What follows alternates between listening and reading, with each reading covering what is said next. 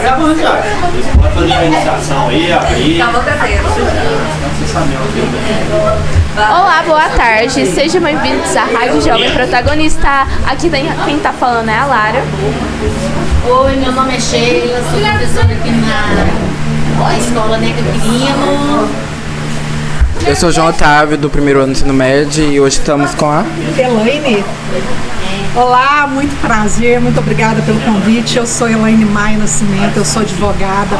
Eu atuo em direito de família, direito penal e processual penal. Também faço MBA em políticas públicas. Hoje sou uma das 3 representantes do Instituto Maria da Penha aqui em Minas Gerais. Também sou defensora popular pela Defensoria Pública de Minas Gerais e o nosso projeto social se chama Ajuda Mulher, que eu faço parte também, além das minhas questões na advocacia. Elaine aí, né, tá aqui com a gente hoje e vai trazer aí, esclarecer muitas dúvidas que a gente tem aí sobre várias circunstâncias, várias situações, né, e a gente tem aí no dia a dia, que a gente conversa com os alunos, e a Lara vai começar. Bora lá. Para conversarmos, poderia nos explicar o que é o direito de família e quais são as principais questões que ele abrange? O direito de família, ele envolve todas as questões familiares. Aí nós temos inventário, partilha, nós temos pensão alimentícia, casos de separação, temos alimentos, pensão alimentícia de menor de idade e pessoa incapaz, e por aí vai. É um ramo do direito civil. Como que surgiu o seu interesse, Elaine, por essa área do direito e pelo trabalho social com mulheres em situação assim, de vulnerabilidade? Então, essa área do direito, que é a área da família, quando eu comecei a advogar, eu me formei tardiamente, com 38 anos de idade. Nós lá em São Sebastião do Paraíso, que foi uma cidade que eu morei por 15 anos, nós tínhamos os advogados dativos, que são advogados nomeados para a população, para atendimento da população vulnerável, que não tem condição de pagar a justiça para ter acesso à justiça. Então, eu comecei atuando nessa área e eu me apaixonei. Lá nós tínhamos um juiz lá, Dr. Jefferson, que inspirador. E os projetos sociais surgiram desde a infância, que meu pai era um líder de bairro, da Nossa Senhora das Graças, ele e minha mãe, eles faziam muitas ações sociais, eu sempre estava junto desde pequeno. Então, quando eu me formei, para mim não bastava só ser advogada e ficar atrás da mesa de advocacia, mas eu queria estar em convívio com as pessoas. Foi quando eu comecei a atuar no projeto Ajuda Mulher. No seu dia a dia, quais são os principais desafios que essas mulheres enfrentam ao buscar apoio jurídico? As mulheres, no geral, principalmente as vítimas de violência doméstica, hoje nós temos um grande número de mulheres vítimas de violência doméstica. Pelo menos uma em cada 3 mulheres já sofreram violência doméstica. Então quer dizer que a gente está aqui nessa sala, vamos supor que a gente fosse uma sala de adultos, né? Vou pensar em adultos. Uma em cada 3 mulheres seriam vítimas. Então o que acontece? Que a gente não está percebendo essas vítimas, porque a gente sempre bota a culpa na vítima. Por que ela não sai desse relacionamento? É sem vergonha, quer ficar com o agressor, mas a gente tem que parar para olhar para o lado e pensar: por que minha amiga é vítima há tanto tempo e eu não vi? Ou então a minha familiar. É muito alto. Então, os desafios são os mais variados, principalmente a falta de conhecimento, que é uma tecla que eu venho trabalhando há muitos anos. Tanto é que hoje, como defensora popular da Defensoria Pública de Minas Gerais e como defensora dos direitos da cidadania pelo Instituto Maria da Penha, uma das nossas buscas é levar o conhecimento para a sociedade, para grupos de mulheres. O que é esse Instituto Maria da Penha? O Instituto Maria da Penha, ele surgiu, na verdade, ele é lá da onde a Maria da Penha está. Ele surgiu com esse intuito de levar essa lei para a maior quantidade de pessoas possíveis.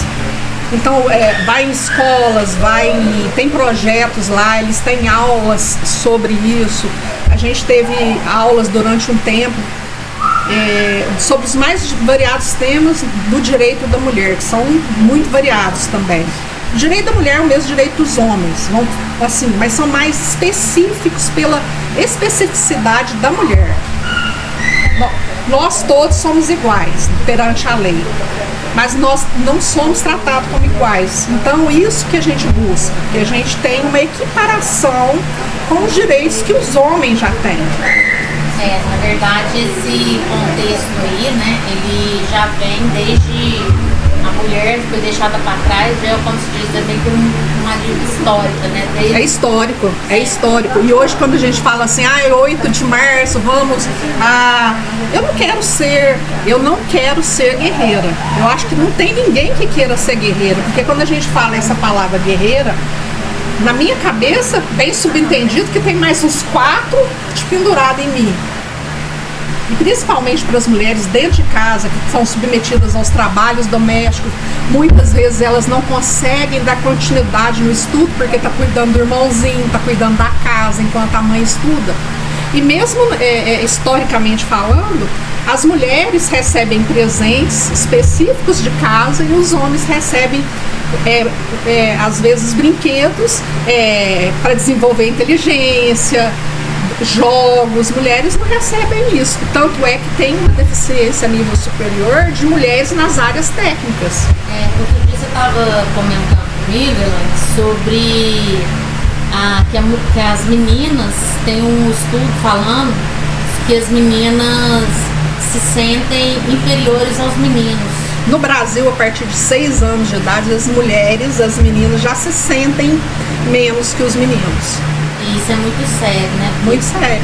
E depende de todos nós, né? Essa percepção, essa mudança, é uma mudança que tem um estudo também que dizem que 80 anos para a gente mudar, mas que com a pandemia passou 120 anos para mudar. Então, tudo que a gente discutir aqui, tudo que eu falar para vocês, tudo que vocês aprenderem em qualquer lugar sobre equidade de gênero, sobre violência, só tem percepção para diminuir isso, para se extinguir daqui a 120 anos. Não é para nós, é para os nossos bisnetos.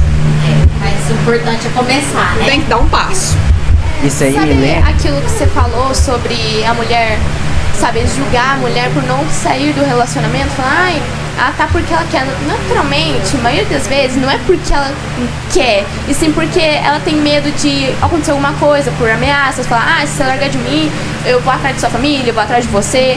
E muitas das vezes é por causa disso, por isso que elas não saem desse relacionamento, sabe? Não é porque elas querem. Eu vou te falar, Lara, você está extremamente certa. Muita gente acha que é por conta da dependência financeira, mas a dependência financeira é 30% responsável por pela mulher não denunciar o homem, sabe? Esse medo é o principal hoje. O medo da ameaça, de acontecer alguma coisa. Com a família, com os filhos, medo de ser morta, porque é o extremo da violência doméstica, é a morte, né? Ultimamente está tendo muito caso de mulher sendo morta por causa disso.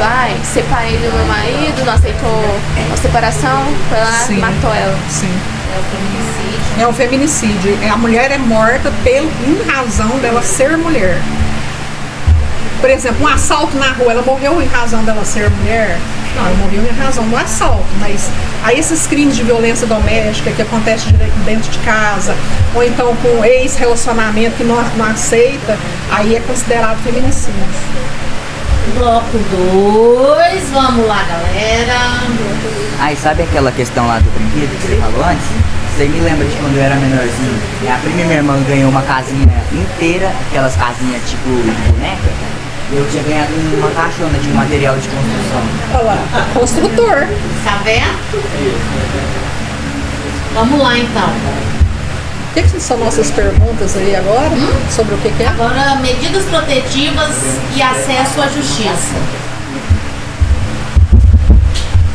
Quando falamos de mulheres em situações de vulnerabilidade, Muitas das vezes, estamos lidando com casos de violência doméstica.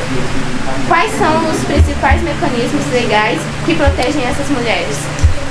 Hoje está muito na moda, já vem há algum tempo sobre isso. A gente tem a polícia civil mais preparada, a polícia militar mais preparada, nós temos ONGs, nós temos aqui em Passo o Conselho da Mulher, nós temos o Centro de Referência e Atendimento à Mulher, que é um centro que disponibiliza para a mulher psicóloga, advogado e assistente social. Eles trabalham em conjunto. Hoje nós temos a Defensoria Pública aqui em Passos, que atende a mulher, a doutora Ana Paula. Eu acho que ela, não sei se ela ainda está, mas é uma defensora pública fantástica, muito humana. E esses são os meios legais que a gente... Então nós temos várias portas de entrada para a mulher hoje denunciar. A mulher em vulnerabilidade, ela tem...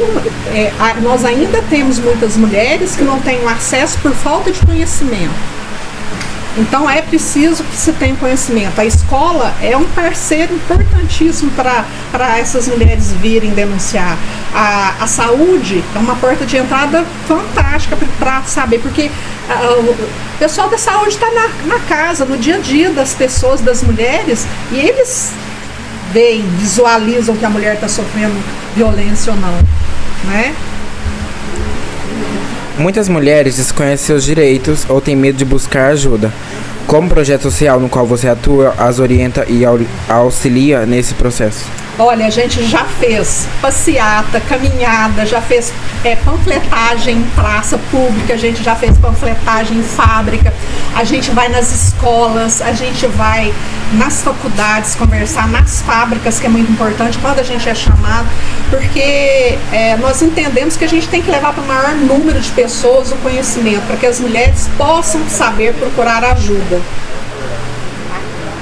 E tem várias pessoas que, tipo, elas conhecem alguém que sofre, alguma mulher que sofre violência doméstica, mas pode ter medo de denunciar por acontecer alguma coisa com elas também. Sim, eu oriento a seguinte coisa, eu nunca vou falar assim, denuncie. Eu acho que a mulher ela tem que ter um plano para sair, para quebrar esse ciclo de violência. Ela deve procurar ajuda especializada para isso. Briga de marido e mulher está acontecendo imediatamente, só a polícia militar tem a capacidade para ir lá separar a briga de casal. Não tem nada que se meter no meio para tentar separar a briga do casal. Mas a denúncia pode ser feita, a denúncia é anônima, não precisa se identificar. E aí dentro da polícia militar nós temos a patrulha de prevenção de violência doméstica, que hoje efetivamente é o que tem obtido resultado nesse enfrentamento. Coisa que é bem importante é as pessoas terem consciência de saber denunciar, que é muito importante a denúncia, porque sabe que a pessoa está sofrendo, né, e não tem coragem de denunciar. A denúncia realmente ela é anônima, pode denunciar e não vai ser falado nome nem nada, realmente a denúncia é anônima, não deixe.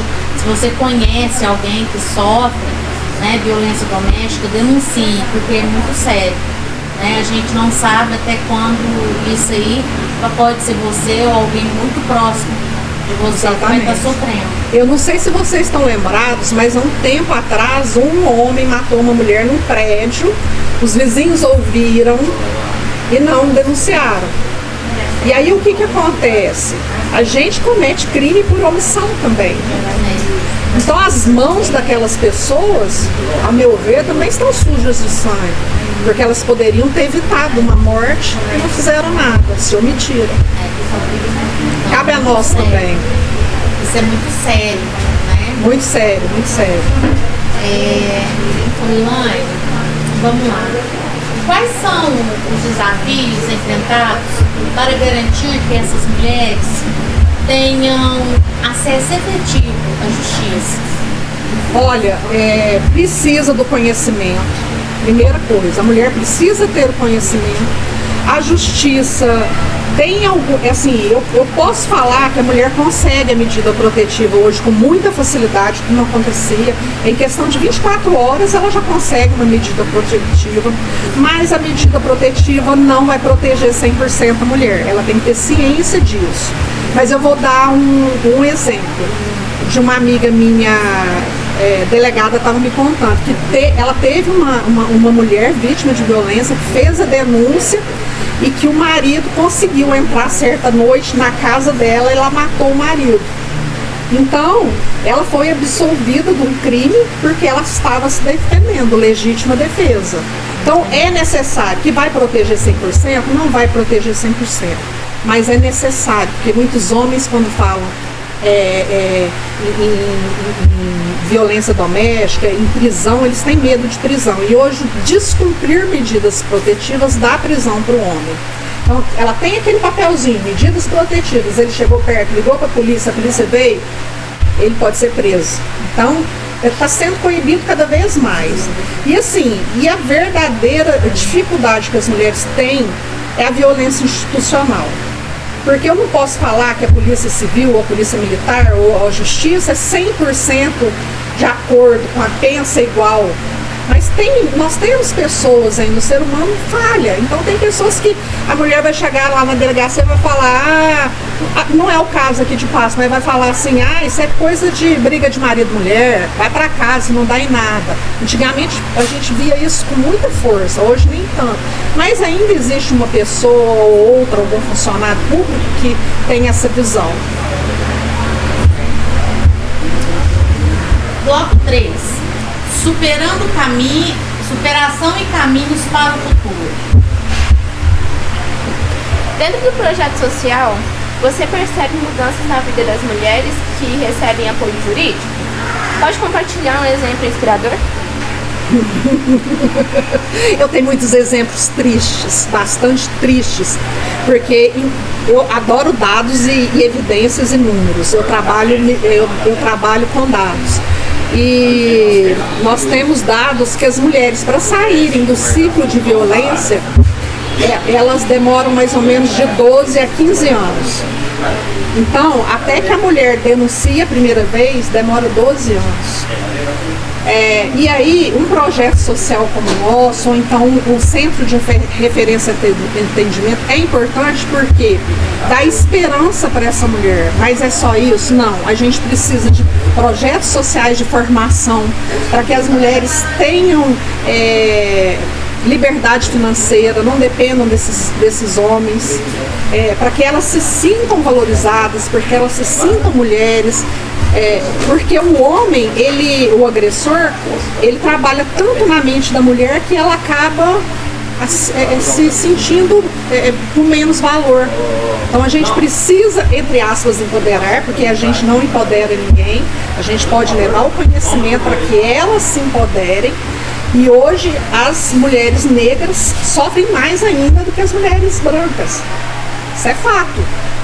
E as crianças mais ainda. Hoje a mulher, ela não tem paz, o lugar que ela mais sofre agressão.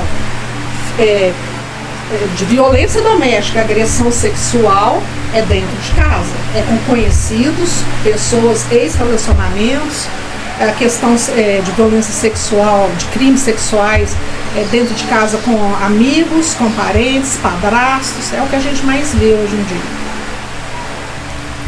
Além do suporte legal, que outros tipos de apoio são fundamentais para que essas mulheres consigam reconstruir suas vidas? Muitas vezes, só com apoio legal, a mulher não consegue sair da violência.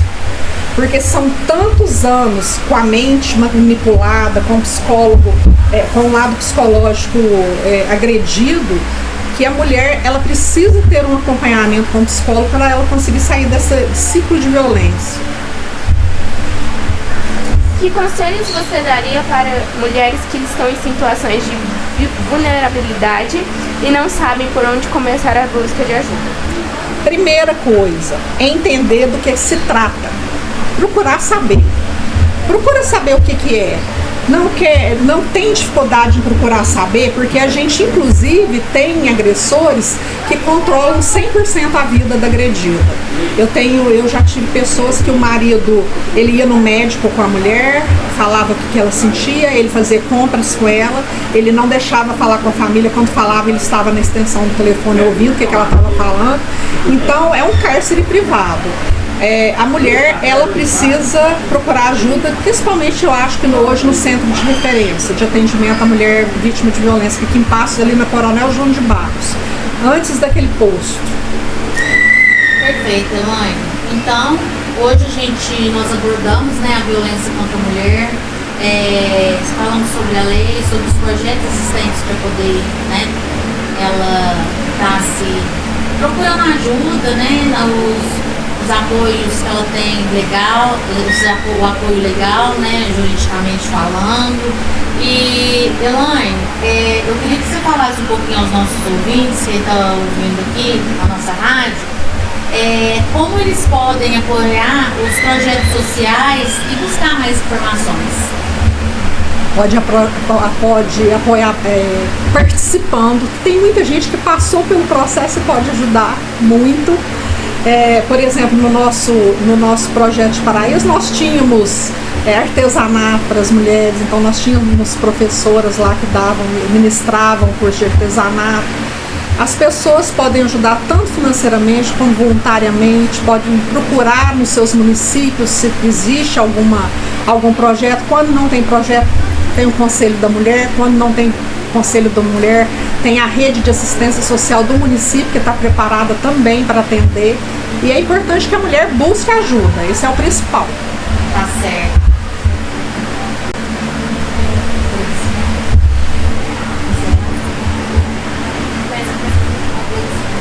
Elaine, então a gente quer te agradecer pela participação, né?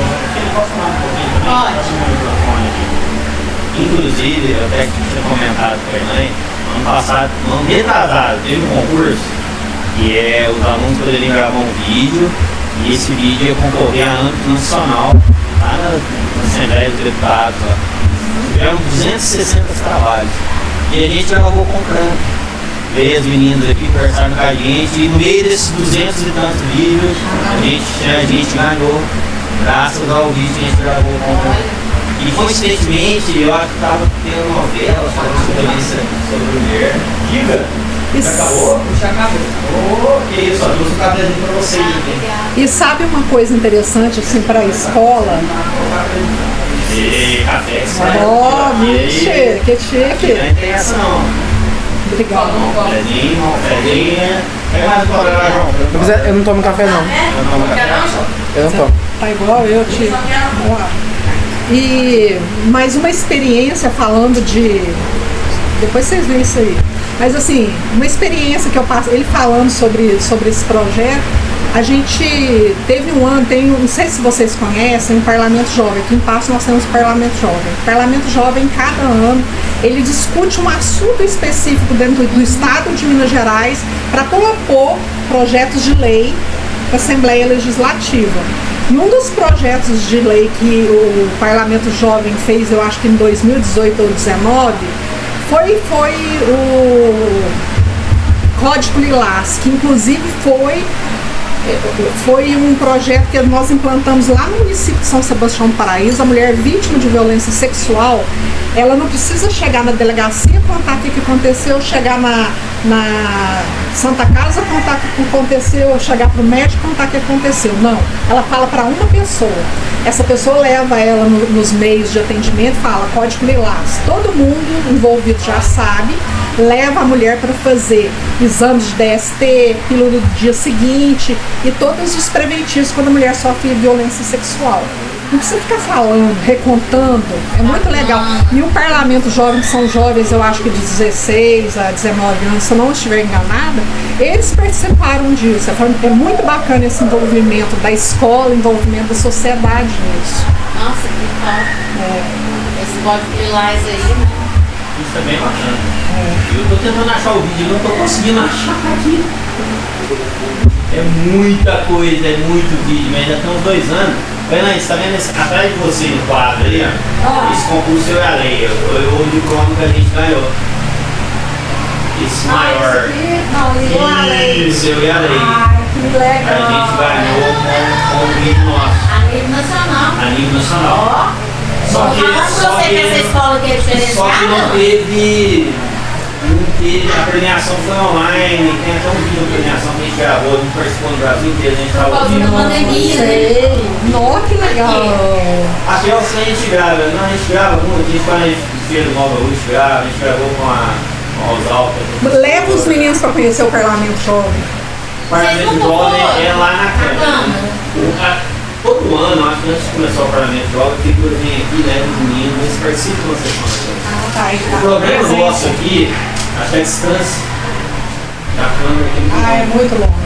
Eu acho que o Atos participou no ano passado. Porque O lá Atos participou. nas escolas, assim, tem menos disponibilidade, né? Tá feito disponível do ônibus, a gente toda terça-feira. Sim, se tivesse. Toda E outra terça coisa, segunda. eu não sei.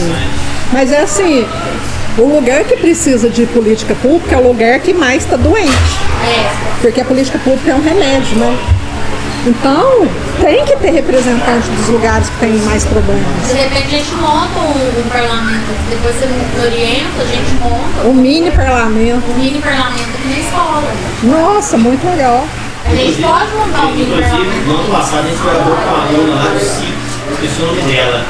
Ela participou do encontro da ONU lá Ah, na sei. Suíça. Legal. Eu não lembro, eu vi. Ela veio, conversou com a gente, explicou. Ela, na época ela era bem assim, ela era bem política, ela falava, ela de jovens, bem bacana. Ela veio com umas ideias muito bacanas. Legal. E aqui os meninos são pra frente, né? Não, né? olha lá, ó. Aquele ali eu tava procurando ele, mas tava tendo aula difícil. Eles ficam ali com vergonha, mas se for pra falar aqui. Não, mas vocês foram super eles bem. falam, eu- Falam, eles falam. Assim, a gente pegou Não é? foi meio. Bonito, normalmente a gente bonito, trabalha um fala pouquinho bem. antes. Para esse concurso da dia 22 e 2023. E que foi quando teve a premiação lá. Ai, que legal. A Câmara dos Deputados realizou uma cerimônia virtual. Aqui só 57 segundos. Deve ser só um. Foi a Câmara do programa foi todo. com a Câmara dos Deputados? É, a Câmara dos Deputados. Ai, jovens, que crianças e legal. adolescentes de 10 a 17 anos a refletir sobre a importância das leis na sua vida.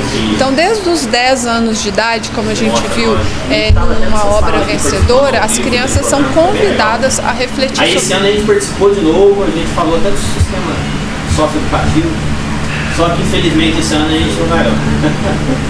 Mas faz parte, né? Claro. A gente não ganha todos, né? Vamos Não dizer ganha assim. todos. Mas... E estamos aí ganhando mais vezes, né? Prazer receber aqui. Quando vocês me chamaram, ué? Se as meninas quiserem. Ela tá fazendo uma palestra aqui pra gente. Se as meninas às vezes quiserem começar rodas de conversa dentro do colégio sobre os problemas do. Eu acho que é bacana a gente fazer tipo isso, porque tipo assim, tem muita criança que é menor, já vê esse tipo, né, de violência doméstica em casa, já serve como um alerta para ela entender o que é. Porque para não, por exemplo, para não como é que fala? Repetir. Banalizar, para poder não achar que isso é normal. É porque é normalizado mesmo. Porque, tipo assim, a partir do momento que às vezes vê tanto que acha que isso é normal. Ou seja, ela vai achar que aquilo ali é normal. Então, se ela tiver um marido daquele jeito, pra ela vai ser normal. É o que ela conhece, né? Não é? É. Então, eu acho que de repente isso aí seria normal até dentro, assim, para um trabalho pra gente começar, Guilherme, a partir assim, do primeiro ano. Pequenininho, né? Com certeza. Eu vi uma propaganda,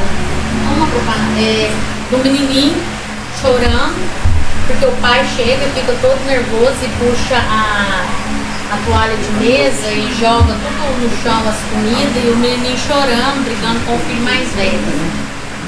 E o menininho chora com as lágrimas escorrem.